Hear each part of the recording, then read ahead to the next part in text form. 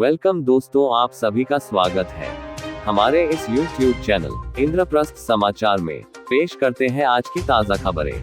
आज की ताज़ा खबर 21 मई 2022 की बड़ी खबरें और मुख्य समाचार। एनसीपी नेता नवाब मलिक की मुश्किलें बढ़ सकती हैं। एड की चार्जशीट पर कोर्ट ने बड़ी टिप्पणी की है। कोर्ट ने कहा है कि नवाब मलिक के अभी भी डी गैंग से संबंध है। दाऊद की बहन के साथ मीटिंग के बाद हेराफेरी का आरोप लगा। गिरफ्तार हुए हिंदू कॉलेज के एसोसिएट प्रोफेसर रतन लाल को कोर्ट ने बेल दी। ज्ञानवापी में मिले शिवलिंग पर आपत्तिजनक टिप्पणी की थी। सुप्रीम कोर्ट के आदेश के बाद वाराणसी जिला कोर्ट को सभी रिपोर्ट सौंपी गई है। 8 हफ्तों में पूरी होगी ज्ञानवापी केस की सुनवाई। देश और दुनिया के आज के ताज़ा घटनाक्रम कुछ इस प्रकार है। तो चलिए दोस्तों, आज के वीडियो को स्टार्ट करते हैं और बताते हैं आपको आज के ताज़ा समाचार। चैनल पर पहली बार आए हैं तो सब्सक्राइब जरूर करें और वीडियो को लाइक भी कर दे। नंबर 1, तेलंगाना के सीएम के चंद्रशेखर राव ने किया दिल्ली के सरकारी स्कूल मोहल्ला क्लिनिक का दौरा, हुए बेहद प्रभावित। तेलंगाना के मुख्यमंत्री के चंद्रशेखर राव ने दिल्ली के मुख्यमंत्री अरविंद केजरीवाल के साथ दक्षिण मोती बाग में दिल्ली के सरकारी स्कूल का दौरा किया। केजरीवाल ने कहा कि तेलंगाना के मुख्यमंत्री ने दिल्ली आकर एक स्कूल का दौरा किया जहां उन्होंने वहां की सुविधाओं को देखा। हम उनका और उनकी टीम का तहे दिल से स्वागत करते हैं।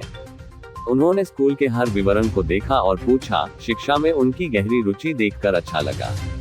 चंद्रशेखर राव ने कहा कि शिक्षा के क्षेत्र में दिल्ली सरकार का प्रयास सराहनीय है। उन्होंने छात्रों को नौकरी चाहने वालों के बजाय नौकरी देने वाले बनाने का लक्ष्य बनाया है। मैं इसके लिए दिल्ली के सीएम को बधाई देता हूं। हम इसके बारे में उन्मुख होने के लिए अपने शिक्षकों और यूनियन के नेताओं को यहां भेजेंगे। बिजनेस ब्लास्टर पाठ्यक्रम माइंड बॉगलिंग है। सरकारी स्कूलों को इस तरह से विकसित करना शायद इस देश में पहली बार है। अच्छे परिणाम मिलेंगे। विद्यार्थी उद्यमी, स्वावलंबी और नौकरी देने वाले बनेंगे। उन्होंने कहा कि तेलंगाना सरकार ने बुनियादी ढांचे में सुधार के लिए अपना गांव अपना पाठशाला भी शुरू की। यह देखते हुए कि छात्र कैसे सुंदर बुनियादी ढांचे और बदले हुए पाठ्यक्रम से लाभान्वित हो रहे हैं, हम दिल्ली सरकार से हमारे अधिकारियों को ओरिएंटेशन प्रदान करने का अनुरोध करेंगे। वहीं केजरीवाल ने चंद्रशेखर राव के साथ मोहम्मदपुर, रामकृष्णपुरम में एक मोहल्ला क्लिनिक का भी दौरा किया। दिल्ली में मोहल्ला क्लिनिक के दौरे पर के चंद्रशेखर राव ने कहा कि मोहल्ला क्लिनिक और स्कूल आपका अच्छा काम है। तेलंगाना के राज्य बनने के बाद हम अच्छी चीजों की तलाश कर रहे हैं। क्लिनिकों पर हमें अच्छी प्रतिक्रिया मिलने के बाद हमने इसे अपने राज्य में कॉपी किया है। नंबर 2, लेबर पार्टी ने जीता चुनाव, एंथनी अल्बनीज बनेंगे प्रधानमंत्री, पीएम मोदी ने दी बधाई। प्रधानमंत्री नरेंद्र मोदी ने शनिवार को ऑस्ट्रेलिया की लेबर पार्टी के नेता एंथनी अल्बनीज को उनकी पार्टी की चुनावी जीत पर बधाई दी तथा कहा कि वह समग्र रणनीतिक साझेदारी को और मजबूत करने एवं हिंद प्रशांत क्षेत्र में साझा प्राथमिकताओं पर उनके साथ काम करने को लेकर आशान्वित है। वर्ष 2007 के बाद से अल्बनीज की पार्टी ने पहली चुनावी जीत हासिल की है और वह प्रधानमंत्री के रूप में शपथ लेंगे। मोदी ने ट्वीट किया कि ऑस्ट्रेलियाई लेबर पार्टी की जीत और प्रधानमंत्री के रूप में आपके चुनाव के लिए बधाई अल्बनीज। मैं हमारी समग्र रणनीतिक साझेदारी को और मजबूत करने तथा हिंद प्रशांत क्षेत्र में साझा प्राथमिकताओं पर आपके साथ काम करने को लेकर आशान्वित हूँ। भारत और ऑस्ट्रेलिया दोनों 4 सदस्यीय क्वाड में भागीदार है। इस रणनीतिक मंच में जापान और अमेरिका भी है। इससे पहले ऑस्ट्रेलिया के प्रधानमंत्री स्कॉट मॉरिसन ने चुनाव के बाद हार मान ली है। मॉरिसन ने कहा कि मेरा मानना है कि यह बहुत महत्वपूर्ण है कि इस देश में निश्चितता हो। मुझे लगता है कि यह बहुत महत्वपूर्ण है कि यह देश आगे बढ़े। विशेष रूप से इस सप्ताह के दौरान जो महत्वपूर्ण बैठकें हो रही हैं, मुझे लगता है कि यह बहुत महत्वपूर्ण है कि इस देश की सरकार के बारे में बहुत स्पष्ट समझ हो। नंबर 3, 2 दिन पहले रामबन में ढह गया था निर्माणाधीन सुरंग का हिस्सा, सभी 10 शव बरामद हुए। जम्मू कश्मीर के रामबन जिले में जम्मू श्रीनगर राष्ट्रीय राजमार्ग पर निर्माणाधीन 4 लेन की सुरंग का एक हिस्सा गुरुवार की रात ढह गया। बचाव व राहत कार्य जारी रहा। सभी 10 शवों को निकाला जा चुका है। रामबन डीसी मुसरत इस्लाम ने कहा कि सभी 10 शव बरामद कर लिए गए हैं और परिवारों को सूचित कर दिया गया है। 10 में से 5 शव पश्चिम बंगाल के हैं, 1 असम, 2 नेपाल और 2 स्थानीय थे। यह ऑपरेशन पूरा हो गया है। शव अस्पताल ले जाए गए। लापरवाही का मामला दर्ज किया गया है। रामबन एसएसपी मोहिता शर्मा ने कहा कि मामले में एफआईआर दर्ज की गई है। कंपनी मुआवजा देगी। नायब तहसीलदार जावेद ने शनिवार सुबह कहा कि हमने भूस्खलन स्थल पर मलबा हटाने का काम फिर से शुरू कर दिया है। काम को जल्द से जल्द पूरा करने के लिए मशीनरी व तकनीकी कर्मियों की संख्या बढ़ाई गई है। क्षेत्र में भूस्खलन होने के बाद शुक्रवार शाम को तलाश एवं बचाव अभियान रोक दिया गया था। मजदूरों के जीवित होने की संभावना बेहद कम है। 3 लोगों को सुरक्षित निकाल लिया गया था। शुक्रवार शाम को भूस्खलन के दौरान रामसू पुलिस थाने के प्रभारी नईमुल हल सहित 15 बचाव कर्मी बाल बचे। घटना के बाद बचाव अभियान को रोक दिया गया था। पहाड़ी से पत्थर गिरने, भारी बारिश और तेज हवाओं के कारण अभियान बंद रहा और इसे सुबह ही प्रारंभ किया जा सका। नियंत्रण कक्ष से स्थिति की निगरानी कर रहे उपराज्यपाल मनोज सिन्हा को बचाव अभियान के बारे में जानकारी दी गई। उन्हें बताया गया कि बीच बीच में पत्थर गिरने के चलते बचाव अभियान में बाधा आ रही है। नंबर 4, पेट्रोल डीजल की कीमतों में की कटौती, सिलेंडर पर दी सब्सिडी, पीएम मोदी ने कहा हमारे लिए सबसे पहले जनता। केंद्र सरकार ने आम जनता को महंगाई से राहत देने की कोशिश की है। सरकार ने पेट्रोल पर उत्पाद शुल्क में 8 रुपए प्रति लीटर और डीजल पर उत्पाद शुल्क में 6 रुपए प्रति लीटर की कटौती की है। वित्त मंत्री निर्मला सीतारमण ने इसकी घोषणा की। इसके अलावा सरकार उज्ज्वला योजना के लाभार्थियों को 200 रुपए प्रति गैस सिलेंडर की सब्सिडी देगी। 1 साल में 12 सिलेंडर पर गैस सब्सिडी मिलेगी। इन घोषणाओं पर प्रधानमंत्री नरेंद्र मोदी ने कहा कि हमारे लिए हमेशा लोग पहले होते हैं। आज के फैसले विशेष रूप से पेट्रोल और डीजल की कीमतों में उल्लेखनीय गिरावट से संबंधित विभिन्न क्षेत्रों पर सकारात्मक प्रभाव डालेंगे, जिससे हमारे नागरिकों को राहत मिलेगी और जीवन में आसानी होगी। उज्ज्वला योजना ने करोड़ों भारतीयों, खासकर महिलाओं की मदद की है। उज्ज्वला सब्सिडी पर आज के फैसले से परिवार के बजट में काफी आसानी होगी। सीतारमण ने कहा कि जब से नरेंद्र मोदी ने सत्ता संभाली है तब से हमारी सरकार गरीबों के कल्याण के लिए समर्पित है। हमने गरीबों और मध्यम वर्ग की मदद के लिए कई कदम उठाए हैं। नतीजतन हमारे कार्यकाल के दौरान औसत मुद्रास्फीति पिछली सरकारों की तुलना में कम रही है। हम पेट्रोल पर केंद्रीय उत्पाद शुल्क 8 रुपए प्रति लीटर और डीजल पर 6 रुपए प्रति लीटर कम कर रहे हैं। इससे पेट्रोल की कीमत 9.5 रुपए प्रति लीटर और डीजल की कीमत 7 रुपए प्रति लीटर कम हो जाएगी। नंबर 5, ज्ञानवापी का 86 साल पुराना नक्शा आया सामने, इसमें बंद गेट और तहखाने का जिक्र। ज्ञानवापी की वो तस्वीरें देखिए जो आपने पहले नहीं देखी होंगी। ज्ञानवापी का 86 साल पुराना नक्शा सामने आया है। हम आपको 1936 का नक्शा आपको दिखा रहे हैं। 1936 के नक्शे में बंद गेट और तहखाने का जिक्र है। यह नक्शा रेवेन्यू डिपार्टमेंट का है। यह उस इलाके के सर्वे के आधार बनाया गया है। इसमें किधर क्या है, किधर से एंट्री है, यह बताया गया है। इसमें ज्ञानवापी परिसर के बारे में डिटेल से बताया गया है। यह के बड़ा सबूत है। इसको हिंदू पक्ष और मुस्लिम पक्ष अपने हिसाब से आगे बढ़ाएगा। ज्ञानवापी मामले में वाराणसी से बड़ी खबर आ रही है। सूत्र बता रहे हैं कि वाराणसी की सिविल कोर्ट ने डिस्ट्रिक्ट कोर्ट को केस से जुड़े दस्तावेज सौंप दिए हैं। सिविल कोर्ट ने सर्वे रिपोर्ट और अब तक हुई सुनवाई में आए सबूतों को जिला कोर्ट को दे दिया है। कल ही सुप्रीम कोर्ट ने ऑर्डर दिया था कि सिविल कोर्ट सभी रिपोर्ट और कागजात जिला जज की कोर्ट को सौंप दे। ज्ञानवापी मामले पर एक और बड़ा खुलासा हुआ है। ज्ञानवापी मंदिर पर मिले सबूतों में ये सबसे लेटेस्ट सबूत है। ज्ञानवापी में मंदिर पर लड़ाई की सुनवाई वाराणसी कोर्ट में होगी। उससे पहले ये हिंदू पक्ष को नए सबूत मिले हैं। ज्ञानवापी पर दूसरों सबूतों के साथ मिले नए सबूत पर भी वाराणसी की कोर्ट में हिंदू और मुस्लिम पक्ष के बीच बहस होगी। नंबर 6, सेना प्रमुख जनरल मनोज पांडे का कश्मीर दौरा, नियंत्रण रेखा के पास सुरक्षा स्थिति का लिया जायजा। सेना प्रमुख जनरल मनोज पांडे कश्मीर के 2 दिवसीय दौरे पर हैं। भारतीय सेना ने बताया कि सेना प्रमुख जनरल मनोज पांडे ने नियंत्रण रेखा से लगे अग्रिम इलाकों का दौरा किया और कमांडरों ने उन्हें मौजूदा सुरक्षा स्थिति से अवगत कराया। सेना प्रमुख ने भी सैनिकों के साथ बातचीत की और उनके उच्च मनोबल और प्रोफेशनलिज्म के लिए उनकी सराहना की। सेना प्रमुख जनरल मनोज पांडे ने कहा कि यह कश्मीर में विकास, शांति और समृद्धि के एक नए युग की शुरुआत है और नियंत्रण रेखा LOC पर सैनिकों को सतर्क रहना चाहिए।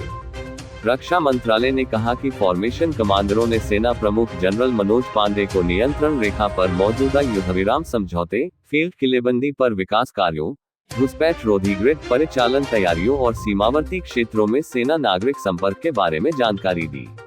रक्षा मंत्रालय ने यह भी बताया कि सेना प्रमुख ने फॉर्मेशन कमांडरों के साथ बातचीत करते हुए सतर्क रहने और नियंत्रण रेखा की पवित्रता बनाए रखने पर विशेष जोर दिया। सैनिकों के साथ बातचीत के दौरान COAS ने उनके उच्च मनोबल और पेशेवर क्षमता के लिए उनकी सराहना की। नंबर 7, सरकार का बड़ा फैसला, पेट्रोल 9.5 रुपए और डीजल 7 रुपए सस्ता किया गया, सिलेंडर पर 200 रुपए सब्सिडी। पेट्रोल डीजल की कीमतों पर सरकार ने बड़ा फैसला किया है। पेट्रोल 9.5 रुपए और डीजल 7 रुपए सस्ता किया गया है। 12 सिलेंडर तक हर सिलेंडर पर 200 रुपए की सब्सिडी दी जाएगी। केंद्रीय वित्त मंत्री निर्मला सीतारमण ने कहा कि हम पेट्रोल पर केंद्रीय उत्पाद शुल्क में 8 रुपए प्रति लीटर और डीजल पर 6 रुपए प्रति लीटर की कमी कर रहे हैं। इससे पेट्रोल की कीमत 9.5 रुपए प्रति लीटर और डीजल की कीमत 7 रुपए प्रति लीटर कम हो जाएगी। इसका सरकार पर लगभग हर साल 1 लाख करोड़ का भार पड़ेगा। साथ ही इस वर्ष हम प्रधानमंत्री उज्ज्वला योजना के 9 करोड़ से अधिक लाभार्थियों को 200 रुपए प्रति गैस सिलेंडर 12 सिलेंडर तक की सब्सिडी देंगे। इससे सालाना लगभग 6,100 करोड़ रुपए का राजस्व प्रभावित होगा। सीतारमण ने कहा कि हम प्लास्टिक उत्पादों के लिए कच्चे माल और बिचौलियों पर सीमा शुल्क भी कम कर रहे हैं, जहां हमारी आयात निर्भरता अधिक है। स्टील के कुछ कच्चे माल पर आयात शुल्क कम किया जाएगा।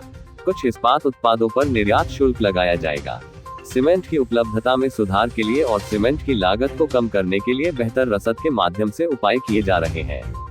वित्त मंत्री ने कहा कि मैं सभी राज्य सरकारों, विशेषकर उन राज्यों से जहां अंतिम दौर नवंबर 2021 के दौरान कटौती नहीं की गई थी, को भी इसी तरह की कटौती लागू करने और आम आदमी को राहत देने का आह्वान करना चाहती हूँ। आज दुनिया मुश्किल दौर से गुजर रही है। दुनिया कोविड-19 महामारी से उबर रही है। यूक्रेन संघर्ष ने आपूर्ति श्रृंखला की समस्याओं और विभिन्न सामानों की कमी ला दी है।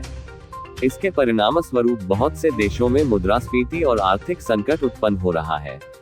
महामारी के दौरान भी हमारी सरकार ने कल्याण का एक प्रतिमान स्थापित किया, खासकर PM गरीब कल्याण अन्न योजना के साथ। यह अब दुनिया भर में स्वीकार और सराहा गया है। चुनौतीपूर्ण अंतर्राष्ट्रीय स्थिति के बावजूद हमने सुनिश्चित किया है कि आवश्यक वस्तुओं की कोई कमी न हो। कुछ विकसित देश भी कुछ कमी व्यवधानों से नहीं बच सके। हम यह सुनिश्चित करने के लिए प्रतिबद्ध हैं कि आवश्यक वस्तुओं की कीमतों को नियंत्रण में रखा जाए। विश्व स्तर पर उर्वरक की बढ़ती कीमतों के बावजूद हमने अपने किसानों को इस तरह की कीमतों में बढ़ोतरी से बचाया है। बजट में 1.05 लाख करोड़ रुपए की उर्वरक सब्सिडी के अलावा हमारे किसानों को आगे बढ़ाने के लिए 1.10 लाख करोड़ रुपए की अतिरिक्त राशि प्रदान की जा रही है। नंबर 8, नवजोत सिंह सिद्धू ने जेल में 24 घंटे में कुछ नहीं खाया, ये है कारण, वकील की अदालत से है ये मांग। कांग्रेस नेता नवजोत सिंह सिद्धू को जेल में करीब 24 घंटे हो गए हैं। उनके वकील HPS वर्मा के अनुसार इस अवधि के दौरान उन्होंने एक भी निवाला नहीं खाया है। वकील ने कहा कि शुक्रवार रात आत्मसमर्पण करने के बाद उन्होंने पटियाला जेल अधिकारियों द्वारा प्रदान किया गया रात का खाना खाने से इनकार कर दिया क्योंकि उन्हें गेहूं से एलर्जी है। वकील HPS वर्मा ने पटियाला कोर्ट में अपील की है कि क्रिकेटर से नेता बने नवजोत सिंह सिद्धू को उनकी सेहत के हिसाब से खाना मुहैया कराया जाए। हालांकि अभी तक अधिकारियों की ओर से कोई जवाब नहीं आया है। उन्होंने कहा कि मैं सुबह से अदालत में बैठा हूं, जेल अधिकारियों के आने का इंतजार कर रहा हूं, लेकिन अभी तक कोई नहीं। सिद्धू ने 1988 के रोड रेज मामले में उच्चतम न्यायालय द्वारा 1 साल के सश्रम कारावास की सजा सुनाए जाने के एक दिन बाद शुक्रवार को एक स्थानीय अदालत में आत्मसमर्पण कर दिया। वहां से उन्हें अनिवार्य चिकित्सकीय जांच के लिए माता कौशल्या अस्पताल ले जाया गया। चिकित्सा जांच के बाद उन्हें पटियाला केंद्रीय जेल भेज दिया गया। रोड रेज की घटना में 65 वर्षीय बुजुर्ग गुरनाम सिंह की मौत हो गई थी। यद्यपि शीर्ष अदालत ने मई 2018 में सिद्धू को जानबूझकर चोट पहुंचाने के अपराध का दोषी माना था, लेकिन जेल की सजा देने के बजाय केवल 1000 रुपए का जुर्माना लगाकर छोड़ दिया था।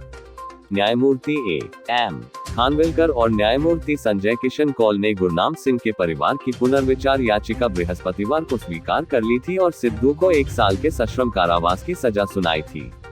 पीठ ने फैसला सुनाते हुए कहा था कि हमें लगता है कि रिकॉर्ड में एक त्रुटि स्पष्ट है, इसलिए हमने सजा के मुद्दे पर पुनर्विचार आवेदन को स्वीकार किया है। लगाए गए जुर्माने के अलावा हम 1 साल के कठोर कारावास की सजा देना उचित समझते हैं। नंबर 9, दिल्ली विश्वविद्यालय के प्रोफेसर रतन लाल को मिली जमानत, ज्ञानवापी मस्जिद में मिले शिवलिंग पर की थी आपत्तिजनक टिप्पणी। दिल्ली की एक अदालत ने दिल्ली विश्वविद्यालय के प्रोफेसर रतन लाल को 50,000 रुपए के मुचलके और इतनी ही राशि पर जमानत दे दी है। वाराणसी में स्थित ज्ञानवापी मस्जिद परिसर के अंदर कथित तौर पर शिवलिंग मिलने के बाद धार्मिक मान्यताओं को आहत करने के इरादे से एक सोशल मीडिया पोस्ट के संबंध में उन्हें शुक्रवार को गिरफ्तार किया गया था। पुलिस के मुताबिक इतिहास पढ़ाने वाले प्रोफेसर रतन लाल ने मंगलवार को कथित तौर पर ढांचे की तस्वीर पोस्ट की थी और आपत्तिजनक टिप्पणी की थी। एक अधिकारी ने कहा कि लाल को पहले पूछताछ के लिए बुलाया गया और बाद में गिरफ्तार कर लिया गया। पुलिस के अनुसार लाल के खिलाफ आईपीसी की धारा 153 एक धर्म के आधार पर विभिन्न समूहों के बीच दुश्मनी को बढ़ावा देना और 295 एक धार्मिक भावनाओं को ठेस पहुंचाने के इरादे से किए गए दुर्भावनापूर्ण कृत्य के तहत एक सामाजिक कार्यकर्ता की शिकायत पर मामला दर्ज किया गया था। मंगलवार देर रात साइबर थाने में प्राथमिकी दर्ज की गई थी। वाम दलों से संबद्ध छात्र संगठन all India students association I saw के कार्यकर्ताओं ने शनिवार को हिंदू कॉलेज के एसोसिएट प्रोफेसर रतन लाल की गिरफ्तारी के विरोध में दिल्ली विश्वविद्यालय के कला संकाय के बाहर प्रदर्शन किया। प्रदर्शन के दौरान भारी पुलिस बल तैनात रहा। पुलिस ने कहा कि जिला पुलिस के अलावा महिला पुलिस कर्मियों सहित बाहरी सुरक्षा बल की 4 कंपनियां तैनात की गई है। नंबर 10, पीएम मोदी के कार्यकाल में 23 करोड़ लोग गरीबी रेखा से नीचे आए, मल्लिकार्जुन खड़गे का जेपी नड्डा को जवाब। भारतीय जनता पार्टी भाजपा के अध्यक्ष जेपी नड्डा ने जयपुर में कहा था कि मोदी सरकार में गरीबी कम हुई है। इस पर कांग्रेस नेता मल्लिकार्जुन खड़गे ने प्रतिक्रिया देते हुए कहा कि जब रोजगार में गिरावट आई है तो लोगों के जीवन स्तर में सुधार कैसे हो सकता है। उन्होंने कहा कि यूपीए सरकार के दौरान हमने अपनी योजनाओं के कारण 27 करोड़ लोगों को गरीबी से बाहर निकाला था, लेकिन पीएम मोदी के कार्यकाल ने 23 करोड़ लोगों को गरीबी रेखा से नीचे धकेल दिया गया। गौर हो कि बीजेपी अध्यक्ष जेपी नड्डा ने शुक्रवार को कहा था कि उनकी पार्टी की सरकार में पिछले 8 वर्षों में गरीबी कम हुई है। नड्डा ने मोदी सरकार के 8 वर्षों के कार्यकाल के बारे में बात करते हुए विभिन्न रिपोर्टों का हवाला दिया जिनमें कहा गया है कि देश में गंभीर गरीबी कम हुई है। प्रधानमंत्री नरेंद्र मोदी की प्रशंसा करते हुए उन्होंने कहा था कि मोदी के नेतृत्व ने जातिवाद, क्षेत्रवाद, सांप्रदायिकता और वंशवाद की राजनीति को ध्वस्त कर विकास की राजनीति की एक नई संस्कृति की शुरुआत की। चीन सीमा विवाद पर खड़गे ने कहा कि चीन सीमा पार गांवों और सड़कों का निर्माण कर रहा है। हमने इसे मोदी सरकार के संज्ञान में लाया। उन्होंने लोगों और युवाओं को गुमराह करते हुए झूठ की भी परवाह नहीं की और झूठ बोला। उन्हें एहसास होगा कि उन्होंने गलती की है। नंबर 11, आय से अधिक संपत्ति मामले में हरियाणा के पूर्व सीएम ओम प्रकाश चौटाला दोषी करार, 26 मई को सजा पर फैसला। आय से अधिक संपत्ति के मामले में इंडियन नेशनल लोकदल इनेलो के नेता और हरियाणा के पूर्व मुख्यमंत्री ओम प्रकाश चौटाला को दोषी करार दिया गया है। दिल्ली की राउज रेवेन्यू कोर्ट ने यह फैसला सुनाया है। सजा कितनी होगी, 26 मई को इस पर फैसला होगा। 2 दिन पहले बहस पूरी होने के बाद फैसला सुरक्षित रख लिया गया था। गौर हो कि पूर्व सीएम ओम प्रकाश चौटाला के खिलाफ सीबीआई ने 26 मार्च 2010 को कोर्ट में चार्जशीट दाखिल थी। चार्जशीट के मुताबिक चौटाला ने 1993 से 2006 के बीच आय से काफी अधिक 6.09 करोड़ रुपए की संपत्ति जुटाई थी। वर्ष 2019 में प्रवर्तन निदेशालय ने चौटाला की 3 करोड़ 68 लाख की संपत्ति जब्त कर ली थी। जब्त संपत्तियों फ्लैट, प्लॉट और जमीन है। यह संपत्तियां पंचकुला, सिरसा और नई दिल्ली में है। गौर हो कि पूर्व सीएम ओम प्रकाश चौटाला को वर्ष 2013 में शिक्षक भर्ती घोटाले में दोषी करार दिया गया था। इसके बाद उन्हें 10 साल की सजा हुई थी। वे दिल्ली की तिहाड़ कोर्ट से सजा पूरी कर पिछले साल ही बाहर आए थे। तो ये थे आज के ताज़ा समाचार। उम्मीद करता हूँ आपको आज की वीडियो काफी पसंद आई होगी। जाने से पहले वीडियो को लाइक और चैनल को सब्सक्राइब जरूर कर दें। मिलते हैं नए खबर के साथ। बने रहिए हमारे चैनल के साथ। Thank you.